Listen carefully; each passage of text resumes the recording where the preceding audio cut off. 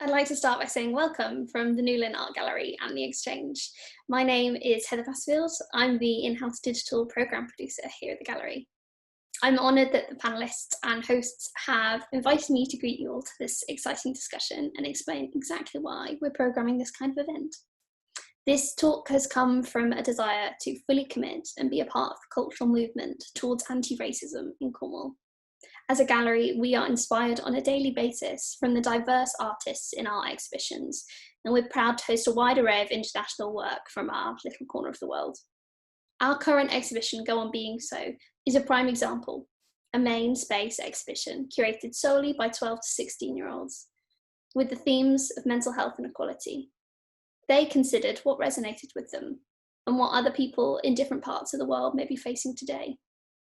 In light of the murder of George Floyd, we saw many more names come to the surface that had equally suffered a tragic loss at the hand of systemic racism, most recently including the shooting of Jacob Blake. We are one of many organisations across the UK asking ourselves, how are we part of the problem?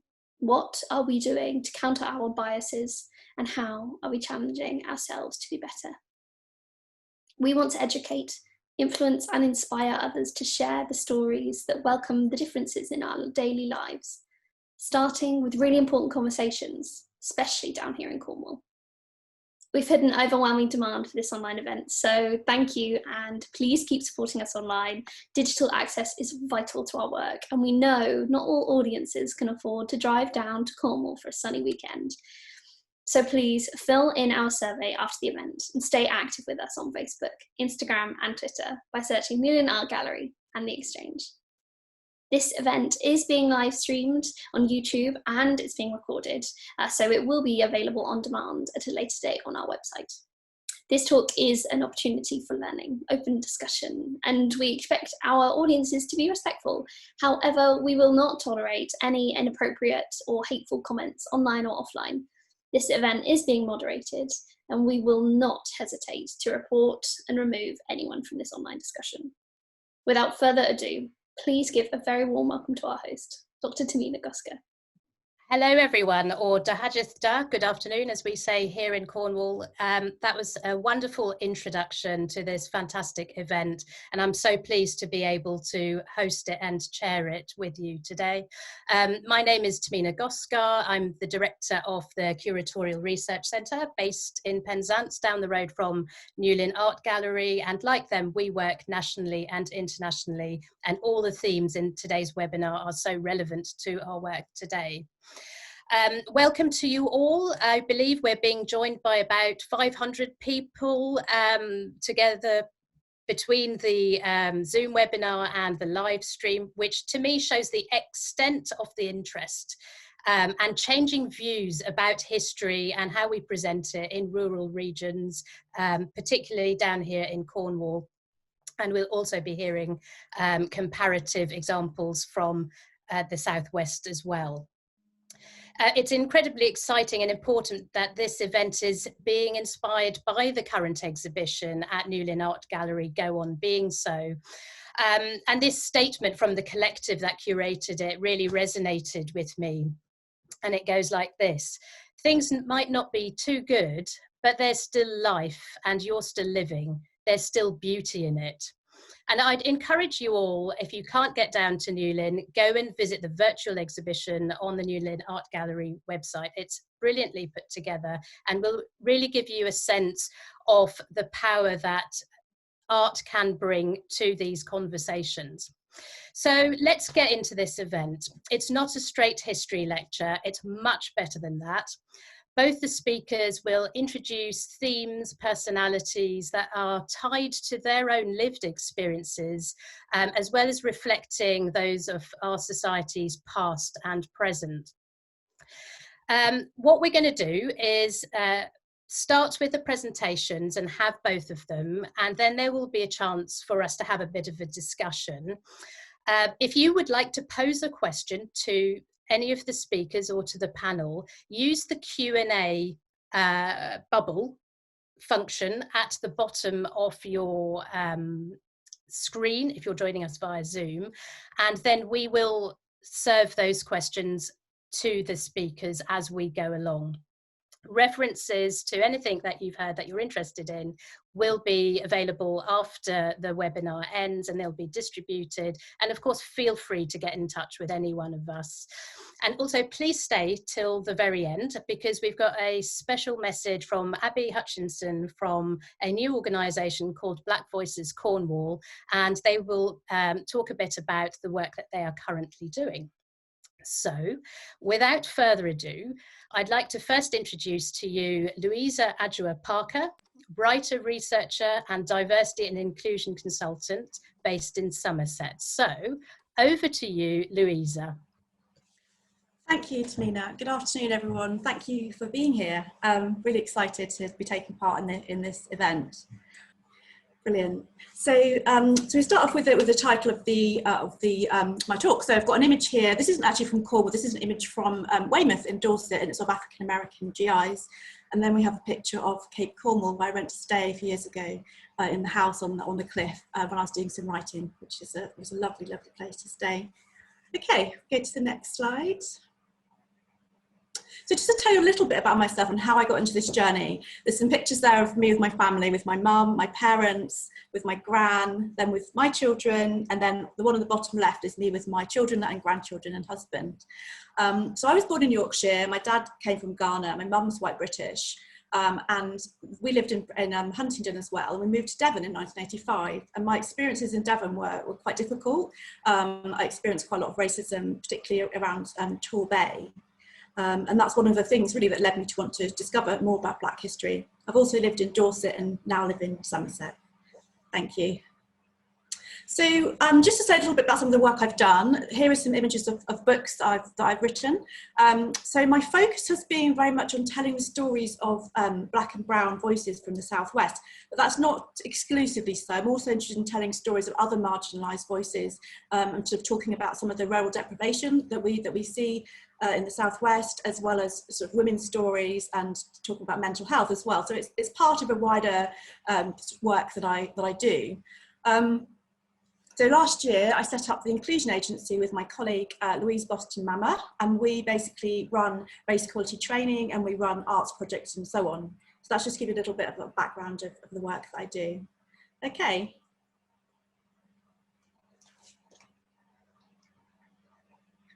So this is going to be very brief, and I can't sort of sum up Black history in the Southwest or in Cornwall, you know, in a few minutes. But it's just to give you a sort of overview.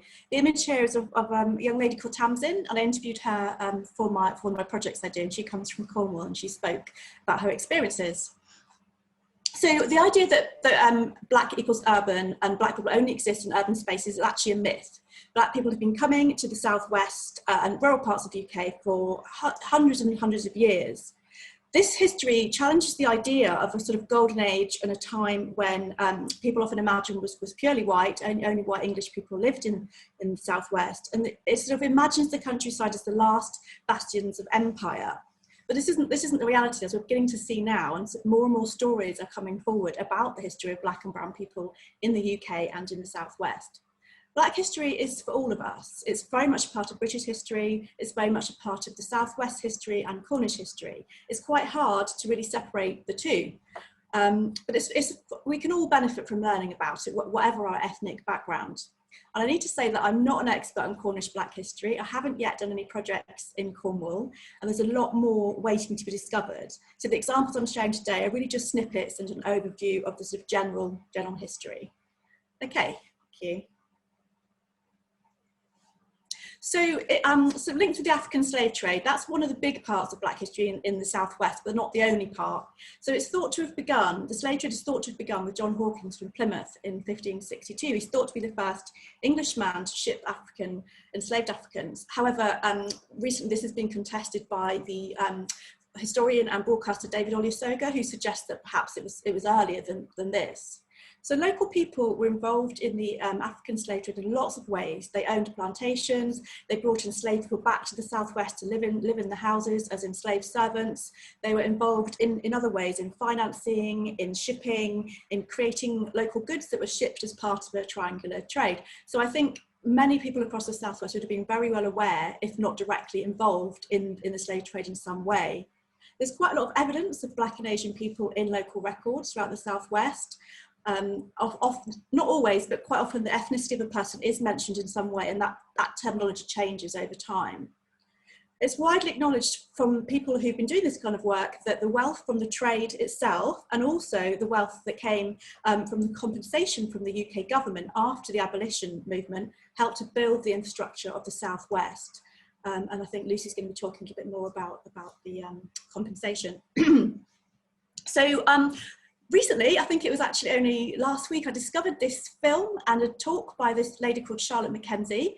And she basically has released this film, which came out at the end of August, which talks about Cornwall and the links with slavery. And I'd urge you to watch it. I've included the link to the film in the references that will be sent out after the talk. But this was the first time I'd come across anybody actually doing this work in Cornwall. So I think it was really exciting to discover that.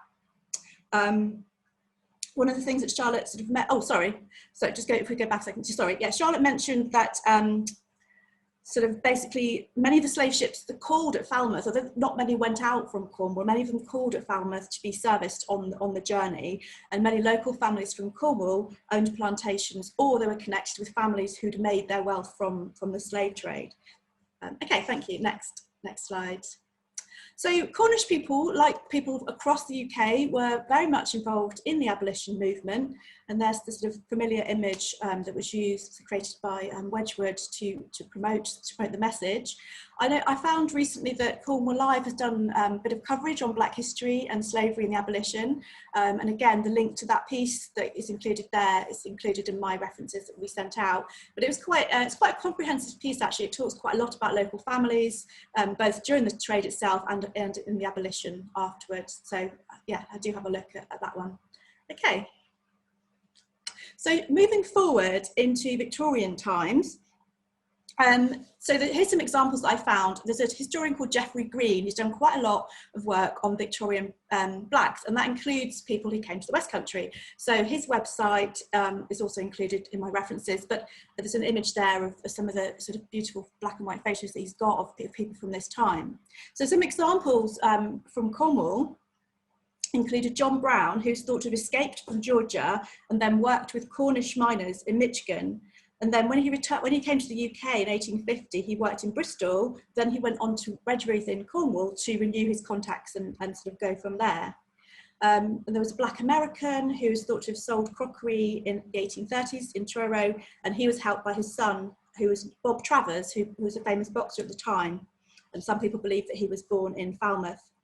There's also Amanda Smith. She was a lecturer and Christian evangelist who worked in India, and she was in Truro in January 1894, having already appeared in Redruth, and she stayed there and spoke at the Methodist Church about her life. Okay, next slide, thank you. So sort of moving forward into the 20th century, I think that the situation with the Black presence in the Southwest was that the numbers perhaps weren't as high, but there was a continued presence, and people came here for all sorts of reasons. It wasn't just as enslaved people, it was as soldiers, sailors, people working, and all sorts of people passing through, as well as people who settled here.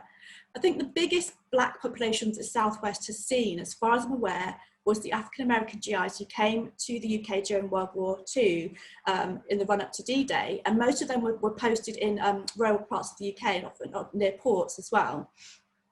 In 1942, our government passed the Visiting Forces Act, which meant that American soldiers were subject to American military law, even though it was on our soil.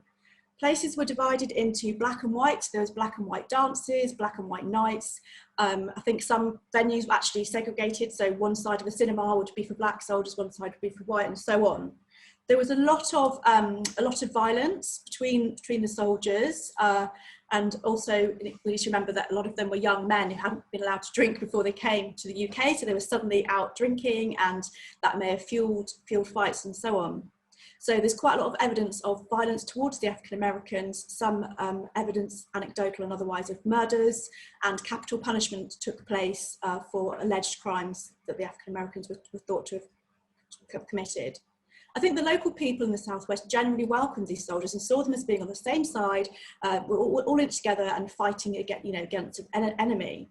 However, things were a bit different when these young men who were, even though they were not supposed to mix with the white women locally, did, and there were a number of liaisons and a number of brown babies were born across the UK, and that includes the southwest.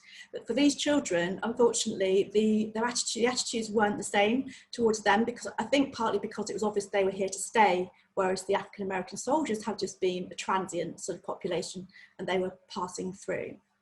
Okay, thank you.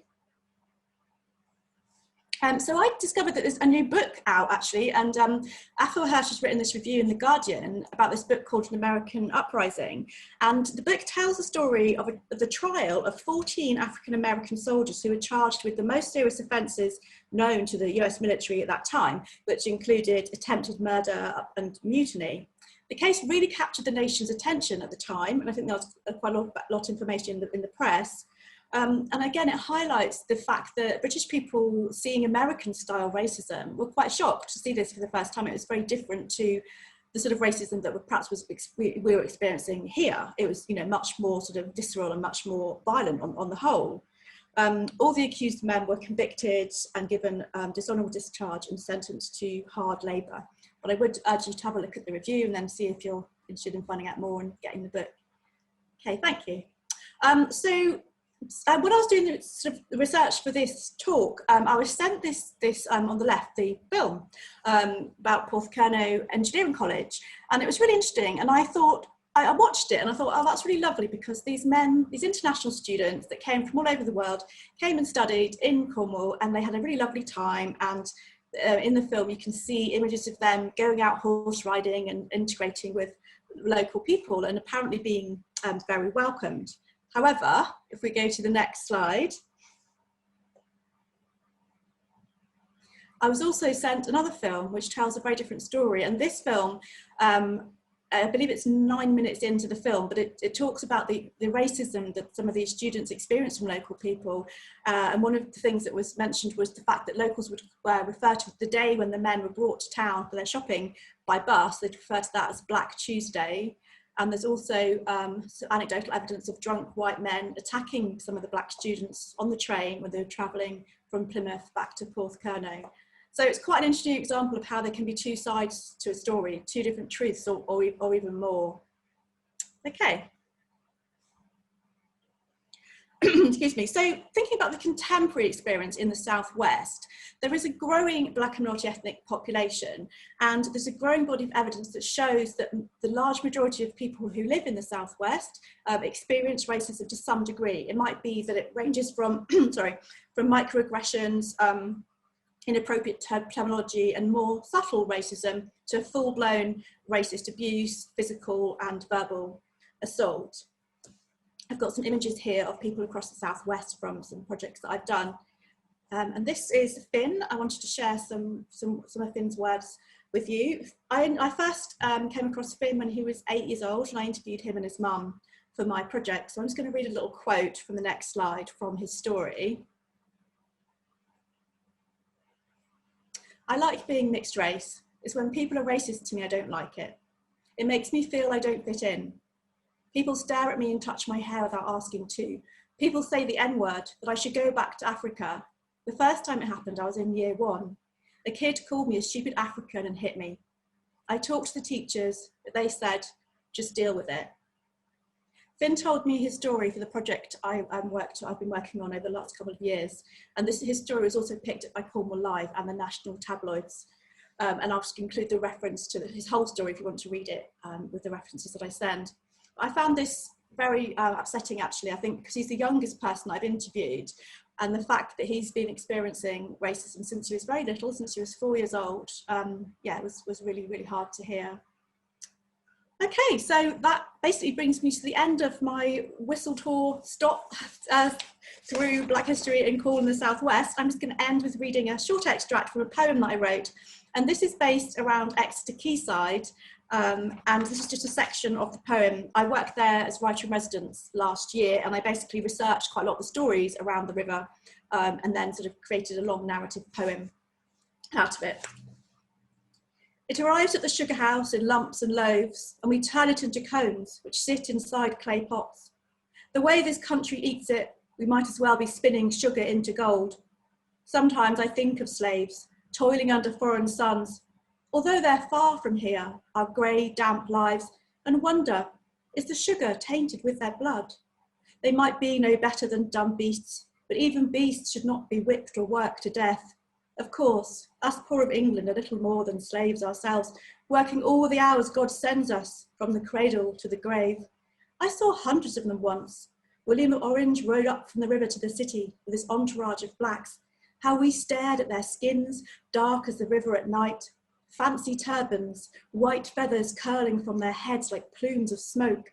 The sugar kings on these riverbanks sometimes bring them home, a full black or a mulatto with boiling sugar-coloured skin. Rumour is, these men on the plantations, they like to lie with women slaves, produce their half-breed kin. Okay, that's me. Thank you so much for listening. Thank you. Wonderful, Louisa. Thank you so much for the first half of this webinar. I'd like to head straight into introducing you to the brilliant Lucy MacKeith, a long-time researcher of Black history in Devon in particular, particularly the legacies of slave ownership, and also a previous member of the Devon Racial Equality Council. So over to you, Lucy. Thank you, Tehmina. I'm going to just get started so that we get moving. My own background, I want to say, is in Devon history, not in Cornwall history. I'm also very aware that there are a lot of people here today who are from other parts of the country, where you will also have your own histories to uncover. If we look at the first slide, 17 years ago, the Archive and Museum of Black History published a small booklet I'd written. Now, how did I, a white middle-class woman, get into this? If we look at the next slide, it was this. I was working, next slide. I was working at the Royal Albert Memorial Museum in Exeter as the education officer, and I came across this portrait, labelled as the unknown African portrait. And I thought, who is this person? Why is his portrait in the museum? I have to tell you that both questions have not been definitively answered, even up to today. At the time, this portrait was identified as being of a Lauda Equiano.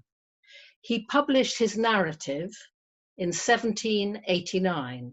So in 1989, I organised the conference, the Bicentenary Conference, to celebrate this publication at Exeter Museum. The book is the story of his life growing up in Igbo land in West Africa, what is now eastern Nigeria and at one time seceded as Biafra. He was captured with his sister by African slave traders, taken to the coast and sold to European slave traders, went to the Americas. He eventually bought his own freedom back. He came and lived in Britain, where he was one of the African-born leaders of the struggle to abolish slavery and the slave trade. It was not only Wilberforce. It is an amazing story. It completely captured me. I recommend it. It had me hooked. Buy it. It's online. It's in your library. And if it isn't, it should be.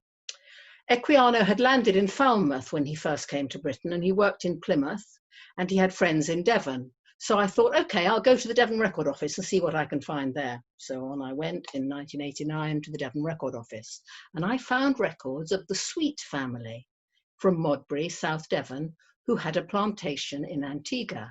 And the collection of papers included reports from the agent at the plantation in Antigua, reporting back to the absentee owners in Modbury.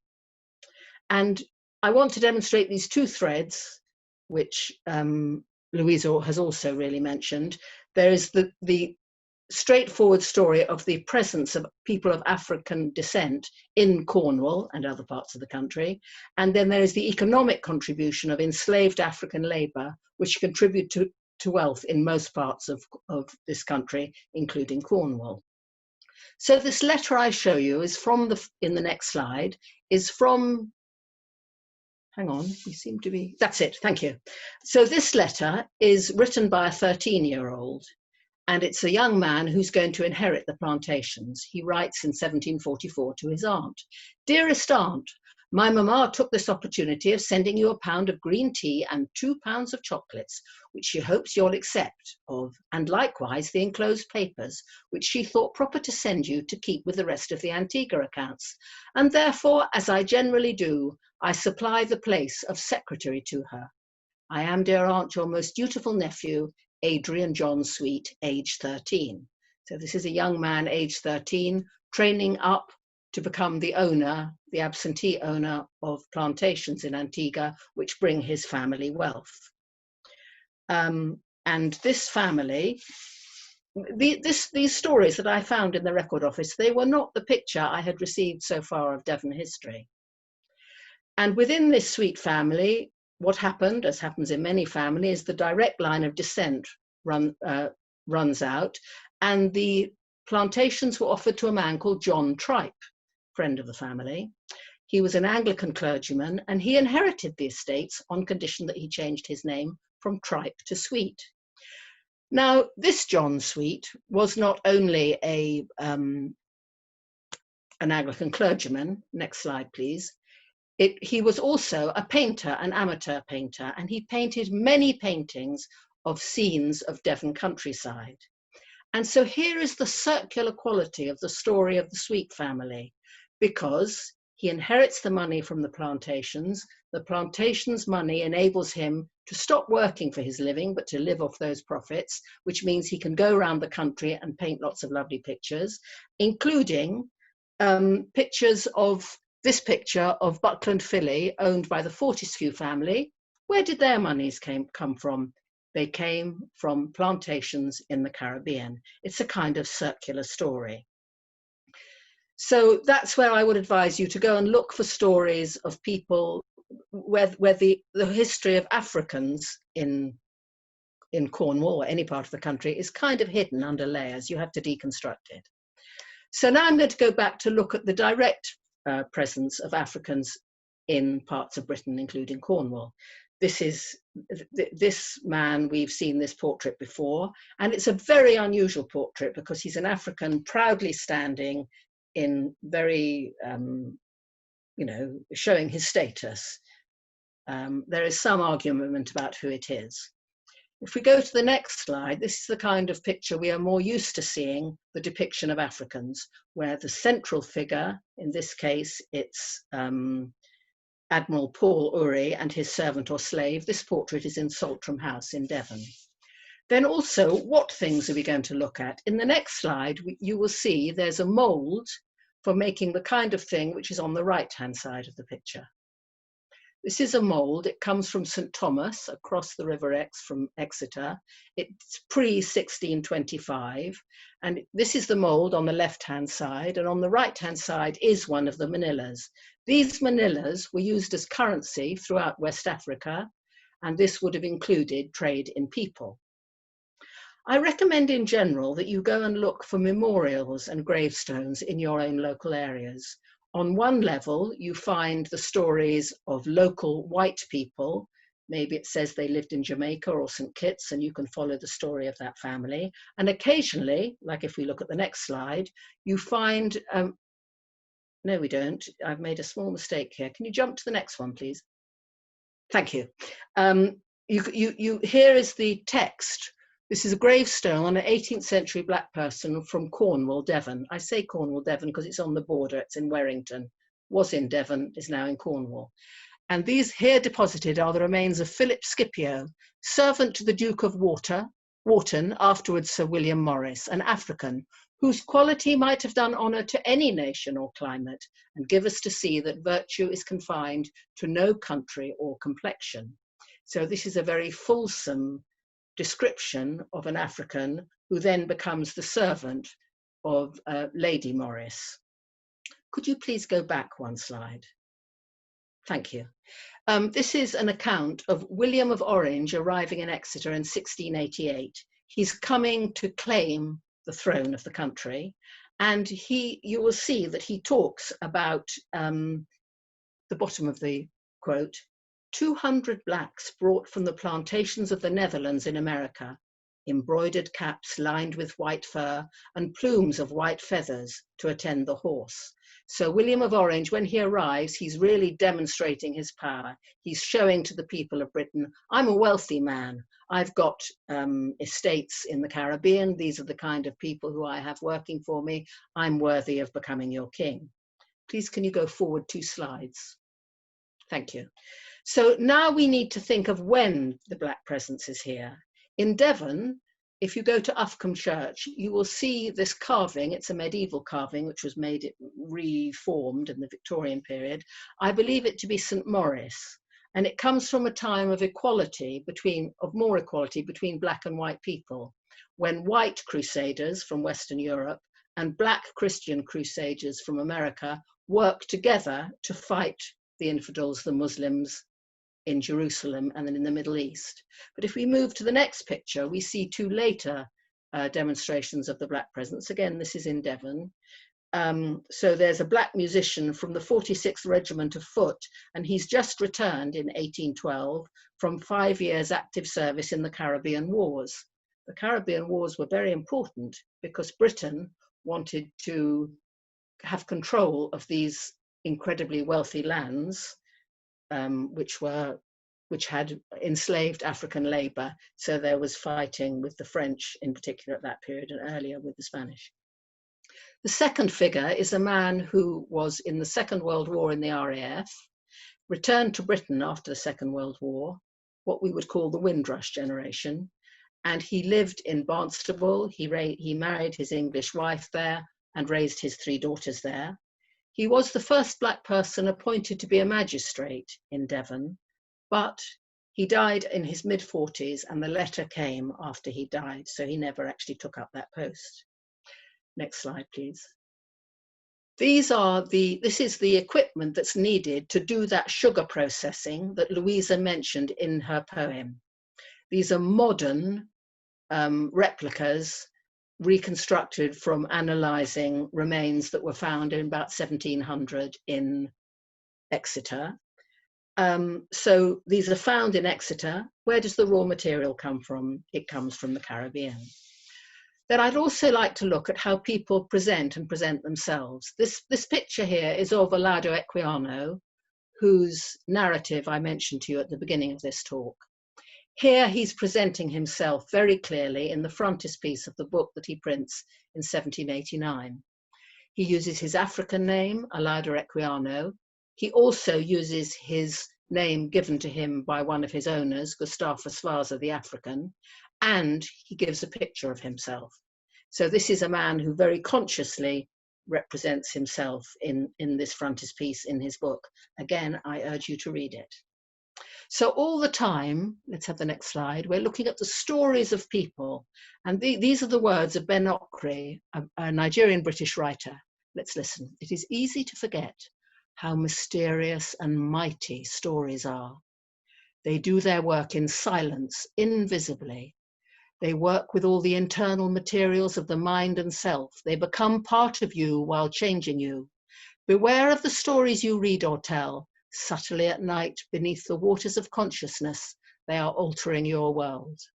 And I hope as we uncover these stories that our world will be altered, because Black history is part of British history. And I'd like to show here a picture in the next picture, which shows a Black Cornish person.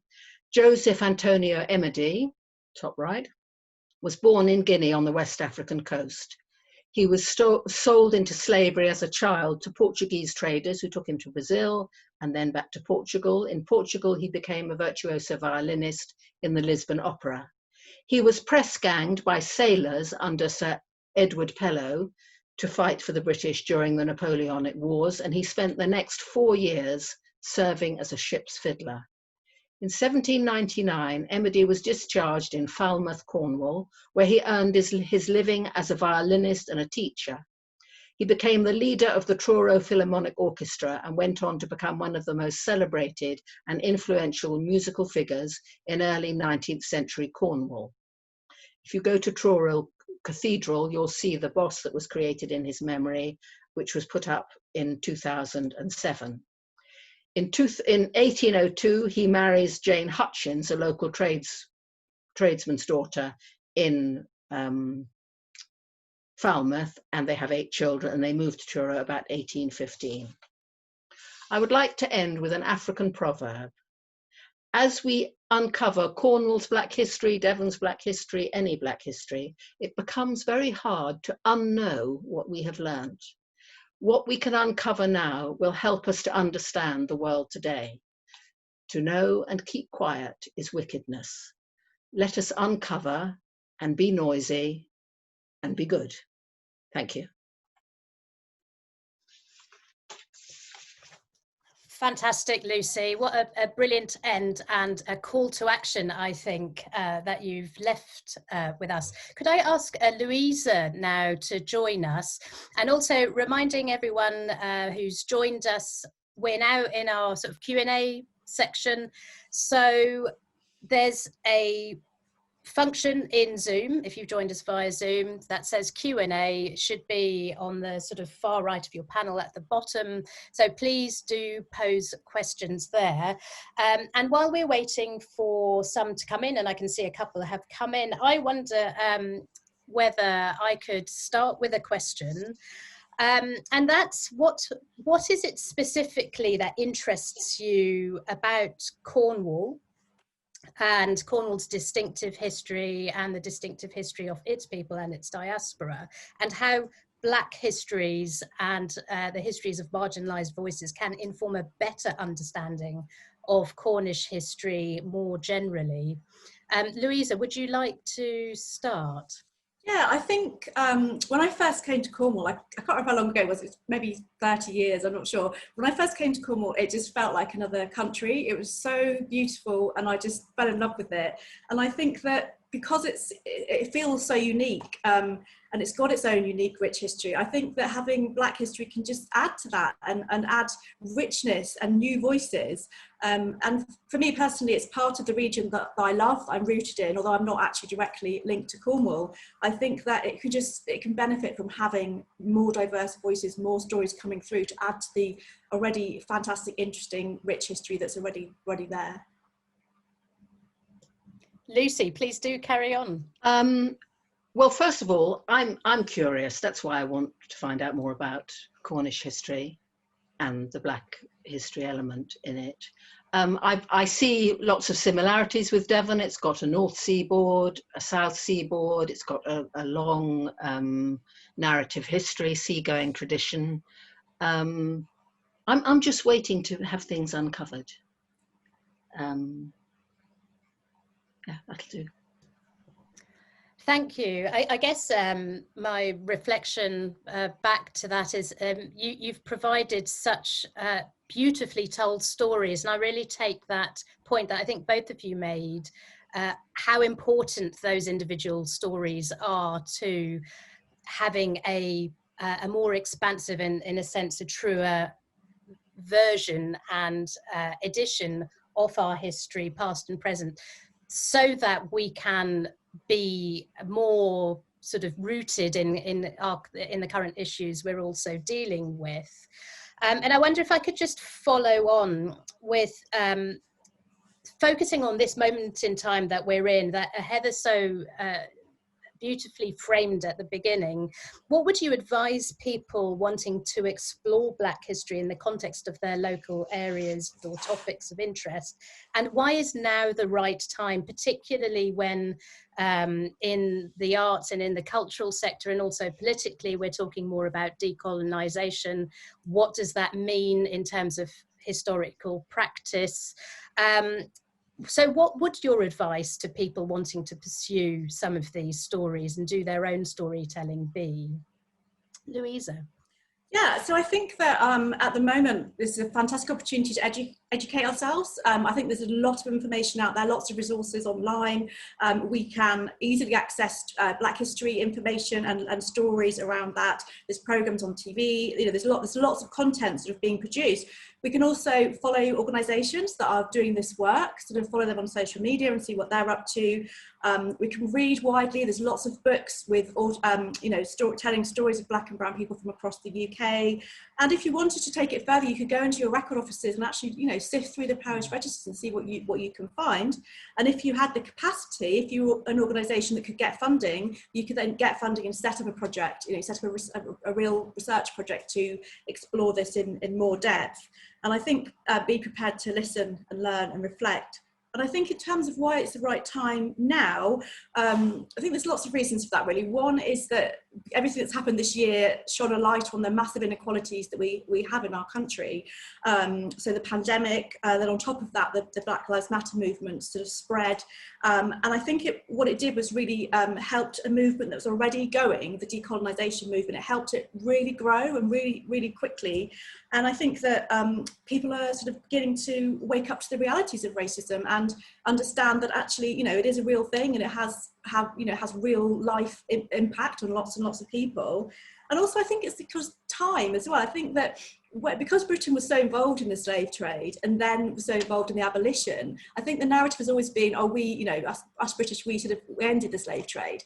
And I think there's possibly an element of not wanting to talk about that and an element of sort of shame perhaps. But now we're far enough removed from that. It's a long way back in our history. So we're able to look at it through a contemporary lens and see things differently.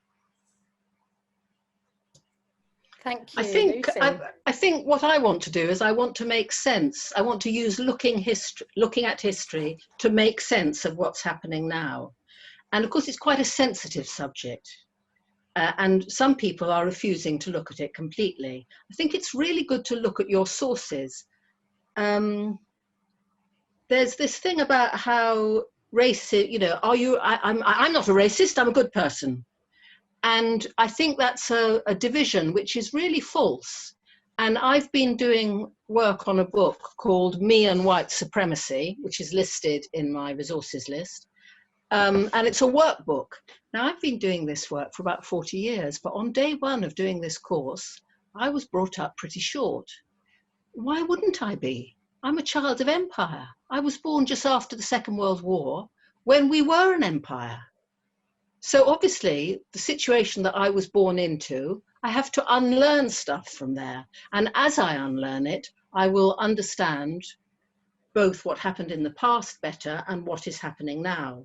So I think that's a really important thing. And I sometimes think that the way to start is decolonizing our own families. So I come from a middle-class family, there are family records. If I look at the writings of my grandfather or my great-uncle, there is racism there. Now, that's not my responsibility. I wasn't there. I wasn't responsible for what my mother did or my father did. But I am responsible for uncovering it and looking at it and deciding how I feel about it. So I would encourage, especially people who feel bad about it, to look at it and to know that it's not their fault. And the way forward is to acknowledge it. Our only fault is to be silent.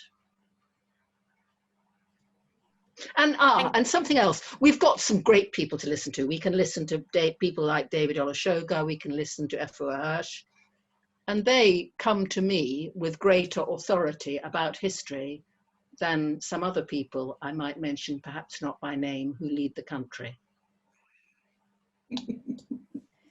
This is socially engaged, politically engaged history in action, isn't it? That's what we're sort of talking about here. Why would you want to do any other kind of history? Quite. Could I move to some of the questions that are coming in from the participants and also some recommendations? So we have a tip from Camilla Stacey, who says, are you aware of the On the Hill podcast? The first episode covers the history of a Falmouth family involved in the slave trade. So it's great to already hear that, Louisa, you mentioned Charlotte Mackenzie's work. There's Sue Appleby's work on the Cornish in the Caribbean. So we're thinking not just of Black history in Cornwall, but actually looking at that colonial context as well. And then a really interesting question specific to Cornwall from an anonymous participant says, the Saracen's Head has been the motif of Penrhyn, so Penrhyn up the river from Falmouth, since the 17th century.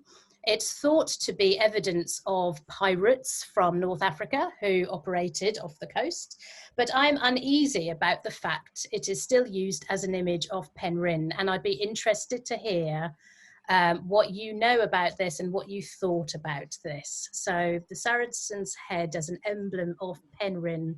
What do you think? Louisa, let's start with you. I'm so sorry, I've not heard of this, so I don't really feel I can comment on it. I think I could only say that, you know, we are living in a time when people are wanting to change, you know, the sort of symbols of our past. So, you know, perhaps that could be part of a wider conversation around that. So yeah, I can't comment on something I don't know about. Sorry. I think it relates. It may possibly relate. And if it doesn't, this is an issue that is quite a good idea to look at anyway, to the issue of Barbary pirates. Those are pirates from the northern part of Africa who came to the coasts of Britain and stole people and took them away to North Africa. That is a whole subject. It was discussed in Parliament. People collected money to pay. What is it you pay for hostages? Ransom? Ransom money. Yeah. Thank you. And it's a very complicated, you know, it's a very interesting history, which we won't discuss in detail right now. I think it is a mistake to balance that particular enslavement with the chattel slavery of enslaved Africans in the Americas, but that's another discussion. I think it's really about looking at the detail, and if Penrhyn chose to use this as their emblem, perhaps it could continue to be used with more explanation, because there is a great danger sometimes if you remove the evidence of history from public view, then you're removing that history, and it shuts down discussion rather than encouraging discussion. So there's a question of approach on it, but you know, as far as I'm concerned, if it raises discussion, that's great. Let's look at it. Let's learn.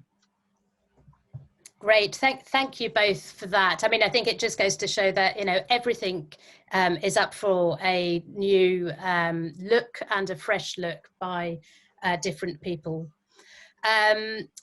An interesting question here, again, specific to Cornwall, is what's your response to people in Cornwall who argue that white Cornish people were also enslaved and therefore the focus on Black history is not needed?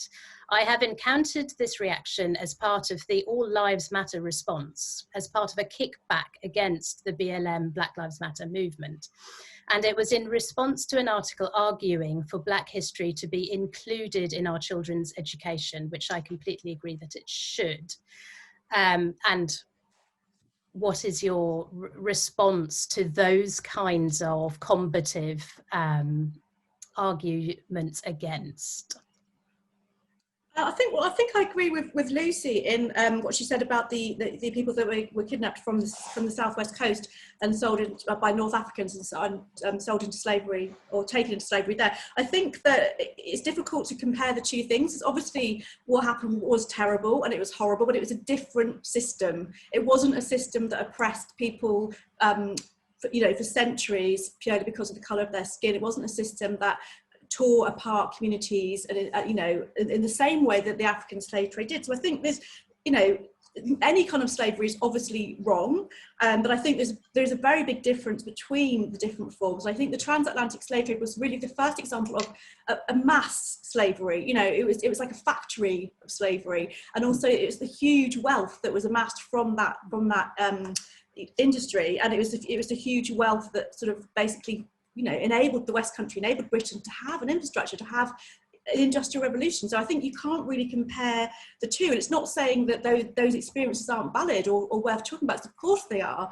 But I think that when people talk about All Lives Matter, I do feel that they are missing the point of what we're talking about at the moment, which is the reality that being a black person in Britain, in America, across the world, you have a very different experience. You're more likely to be incarcerated, to be murdered by the state, to be overrepresented in prison, to be overrepresented in the mental health system. It impacts every aspect of our lives to some degree. So I just think that you can't really compare. It's not an argument to say, well, this happened to us, so why are we focusing on black people? The fact is we haven't been focusing on black people's histories for such a long time, and now we're able to. The information is out there, and the will is out there to do it. So I see that as a positive thing, and it's not saying the other histories aren't important, because of course they are. Everyone's history is just important, but what we're focusing on now and talking about is something that's been hidden for a long time, a perspective that's been not been seen, for a long time. So, sorry, I'm waffling, but I think you kind of get what I'm trying to say. I've got a slogan for this. My slogan is NOBA, not only, but also. It's not a competition. We don't have to choose between looking at the history of white Cornish people and the history of black people. Let's be inclusive. And, it doesn't have to be for reasons of political correctness. It's called pursuing the truth, finding out, trying to understand what's going on. So the question has been posed as if this is a choice. I don't think it is a choice. I want them both, please, because I want to understand my world better.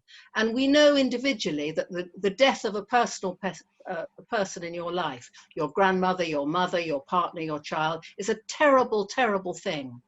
So it's very difficult to imagine what that means on a big scale, on a scale of genocide. And here is where I would like to mention something else, which is the project to have a memorial to the transatlantic slave trade and slavery in Hyde Park. And there is a project called Memorial 2007, which has been going for a long time. Its website is on my list of resources. And is it not about time for us in this country to mark that? We mark the Nazi Holocaust of Jews and others. That's so important. And again, it's not a competition, but it's extraordinary that we mark that, the history in another country, and we don't mark this country's involvement in another big genocide and discriminatory behaviour. So I urge you to go to that. They've just produced some wonderful T-shirts which are called Black History is British History. I'm sorry I'm not wearing one today. Next time, Lucy. Thank you so much. Incredibly powerful response to those questions that those of us who work in this field, and particularly working in an anti-racist way, face on a daily basis. So it's really helpful. I'd like to just take one more. We've got time for one more question from the audience before I'd like to introduce Abby Hutchinson from Black Voices Cornwall. And this question comes from Gillian Cook. She says, I'm not sure how to put this, but I'm wondering about the experiences of other people like Chinese and Indians who live in Cornwall, who seem very hidden generally. Why do you think, for example, Indian people are not included in the history, which is also colonial? Yeah, I think that's a really good point. And when I talk about Black history, I'm not really sort of just focusing on Black history. It's because that's the term that's used and that's the sort of focus. But the work that I do is around Black and Brown history. So I'm just as interested in any person's experience who's not white and Black or brown background. And I think that there's a lot of work that needs to be done specifically with Asian history and all sorts of other history as well. And it's I suppose I see it in a way as all part of the same thing, really. Although I know we're using the term Black history, and that would suggest that we're not. For me, it is all part of the same thing. And at one point, I believe, perhaps it was the 80s, 90s, I think that Black history did used to refer to Asian history as well, although that has shifted and changed over time. But that's a really good point, and I think that that's just as important. Of course it is, as is the history of sort of the Gypsies and travelling community and any other sort of ethnic minority that's been discriminated against. All the stories are important, all the stories have been hidden, and we need to now start bringing them out. You're absolutely right, Louisa. I think there's confusion because the Black History movement from America has been quite focused on the descendants of African people. The GLC in London, when they initiated Black History Month, it was a more inclusive view. But I'm just going to repeat my slogan of NOBA, not only, but also, you know, to include them all. And I'd also like to point out some work that was done by a group in Devon called Devon Develop. If you go to the Devon Development Education website, they've done projects called Telling Our Stories, Finding Our Roots. And that is about the multicultural history of different parts of Devon. And as Louisa was talking earlier about if there are groups with resources who might be able to apply for grants, there's an existing project, which I think has been delayed a bit because of COVID, but I don't know the detail, but there's a completed project. And that's how we build up our history, by including. And that project includes medieval Jews in Exeter, right down to American GIs, all kinds of people. Because we are a multicultural society, we're a multicultural world. It's a bit silly to deny it. Thank you both. And actually, on that note, it is also worth remembering that that Cornish society in the past was definitely much more cosmopolitan, and I would probably say that the maritime parts of Devon also reflect that as well, possibly more so than today. So it is really important to understand the context of the past then, and not transpose what we see today around us, or what people assume to see today around us, on the past as well. I'd really, there have been some other tips and questions shared with us, the panel, and we will definitely have a look at those afterwards. I'm sorry we couldn't go through all of them, but I'd really love to now introduce you to Abby Hutchinson. Abby, if you'd like to put on your video and unmute yourself, and welcome, and tell us more about Black Voices Cornwall, please. Hi, I just want to say thank you to Louisa and Lucy for that very insightful discussion. It's a great start to Black history, and hopefully it's not the last discussion that we have on it. So Black Voices Cornwall is a new organisation, and we exist to enable Cornwall to become an actively anti-racist county. We will increase awareness and empowerment through communication, education and unification. We are an inclusive voice for all ethnicities, and our main goal is to eradicate racism. We will achieve this with our 10 aims that tackle discrimination in all sectors. For example, the judicial system, healthcare, local authority, employment, community and workplace settings, and many more that you find institutionalised racism in. We are partnered with many organisations who already want to increase diversity, be a part of the anti-racist movement, and sign up to the Race Charter, with the new Race Equalities Council, which will be providing.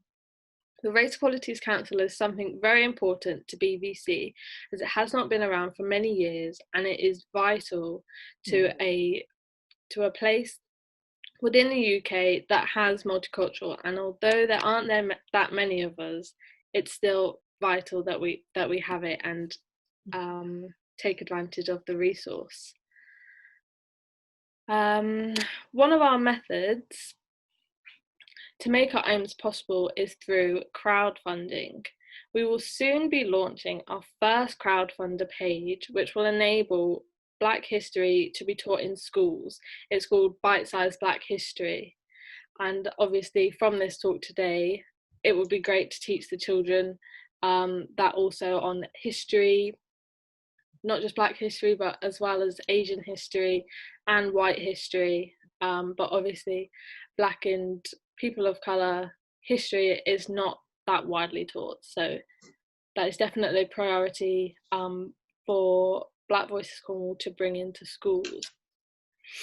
So education is key for our next generation to understand the struggles and achievements coming from Black history, and we believe that this will prevent racism continuing within the future. And we also think that it brings awareness, exposure, and it is beneficial to all. That's why it's so important to BVC, because the lack of exposure children have here, being around people of colour, it's obviously not that much. And you know, we know of Finn, as Louisa was saying earlier, and it's children like that we want to support. We want to provide this service for, that they don't have to feel as though they don't want to go to school anymore. So we just want to be able to help people feel comfortable, feel safe in a beautiful county of Cornwall.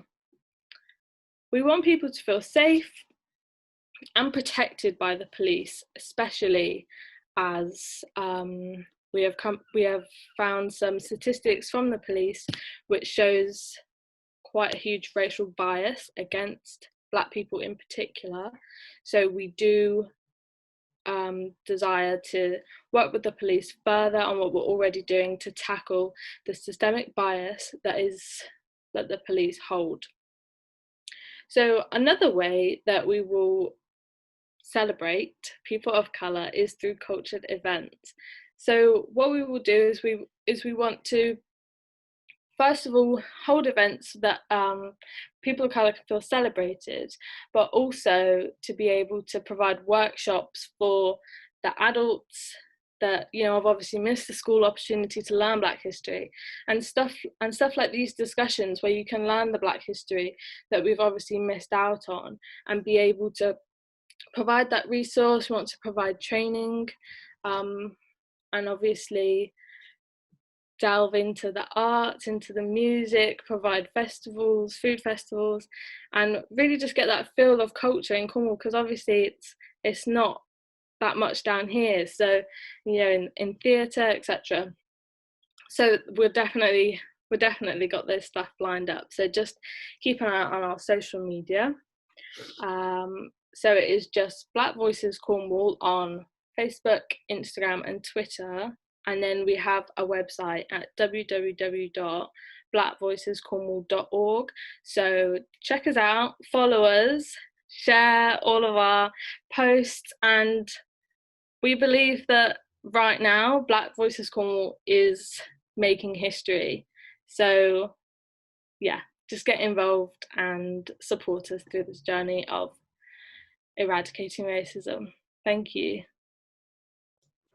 Thank you so much, Abby, for a brilliant introduction to Black Voices Cornwall. I'm really excited that you've got yourselves together and that you're crowdfunding. Please do support their work. I think it's going to be the beginning of some really exciting stuff. So we're going to now draw to a close. And before I hand back to Heather to wrap everything up, I just wanted to thank Louisa, Lucy and Abby for making this such a thought-provoking and really quite inspiring event. And last but not least, I'd really like to do a special thanks to Heather, who's been doing some fantastic work behind the scenes to draw all of this together at quite short notice, brilliantly publicised. If we could all give her a virtual clap, I think that would be great. But thank you all for joining us. I hope we can keep in touch.